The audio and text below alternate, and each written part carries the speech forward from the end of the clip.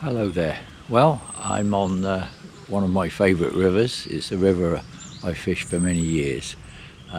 It's not a chalk stream, and we've had some rain in the last few days, and it's quite brown and quite swollen.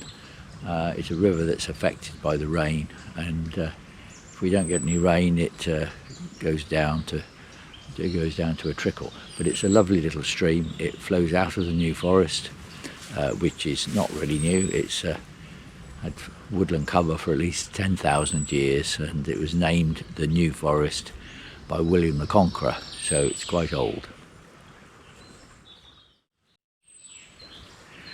Now today I've decided to fish with my Tenkara rod. Now I have made one or two Tenkara videos which are on this channel, which you would be able to find if you're interested. It goes into a little bit more detail on the Tenkara rod. Now this fish is at it's a 10'6" rod, but it can you can adjust it to fish at 8.5 feet.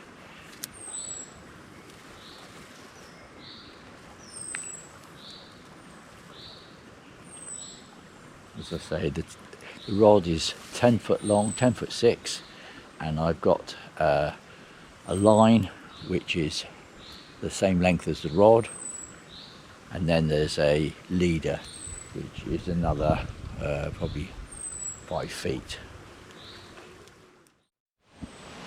Now most experienced Tenkara fishermen would probably think I was fishing a line and leader a little bit too long, a couple of feet anyway, but it suits me at the moment. Well, I like my rod and reel and I wouldn't want to give it up, but Tenkara fishing does have its place on certain streams, especially the small streams. Well, it doesn't take me long to catch my first little fish. There are quite a lot of fish in here. Of course, as we know that brown trout are the same as sea trout. It's just that some of them decide to go to sea and come back to spawn. I mean, this river is very good for a spawning ground for the sea trout, and I've watched them in the streams further up on the forest spawning. Now I'm going to move up further through these meadows, past or underneath this lovely oak. And there's a little seat up here which I'm going to have a little rest just for a few moments.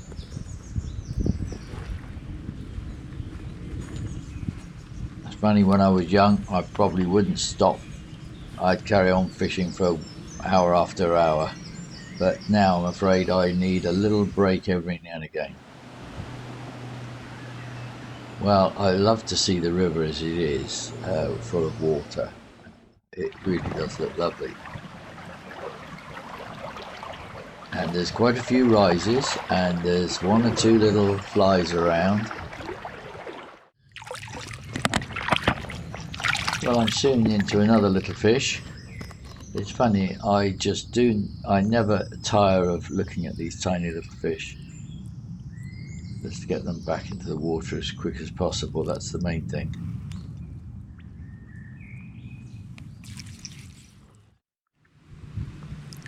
And then I get another one. This one's a little bit smaller.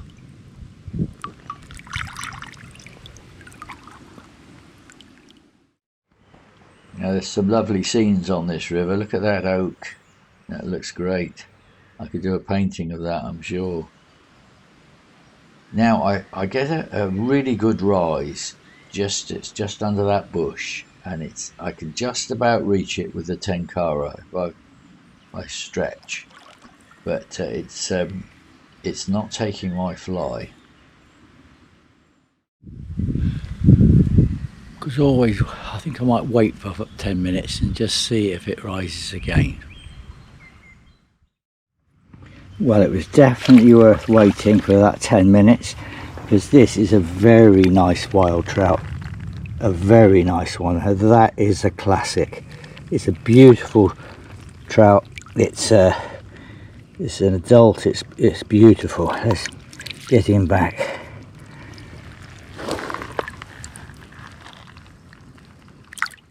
There he goes. Oh, that was a nice fish. Quite a good size for this river. It was certainly worth waiting those 10 minutes. And he took my favourite fly as well.